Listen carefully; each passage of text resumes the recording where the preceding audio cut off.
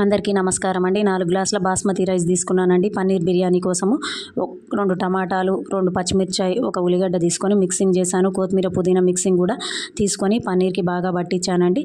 తర్వాత అల్లం వెల్లుల్లి పేస్టు, గరం మసాలా, బిర్యానీ మసాలా, 1 స్పూన్ పసుపు, 1 స్పూన్ పెరుగు కలిపి బాగా మ్యాగ్నేట్ చేశాను. ఈలోపు ఒక దాని మీద కడాయి పెట్టుకున్నానండి స్టవ్ మీద. దాని మీద ఆయిల్ పోసి అది బాగా చిటపటలాడాక ఆవాలు, జీలకర్ర వేసానండి. చిటపటలాడాక పన్నీరు మొత్తము దాంట్లో ఈవెన్గా స్ప్రెడ్ చేసి ఉడికిస్తూ పక్క దాని మీద ఒక కుక్కర్ పెట్టుకున్నానండి. దాని మీద ఆయిల్ పోసి కొంచెం నూనె వేసి బగారా స్పైసెస్ వేసుకొని 4 గ్లాసులకు 6 గ్లాసుల ఎసరు పోసుకొని నానబెట్టిన బాస్మతి రైస్ వేసానండి.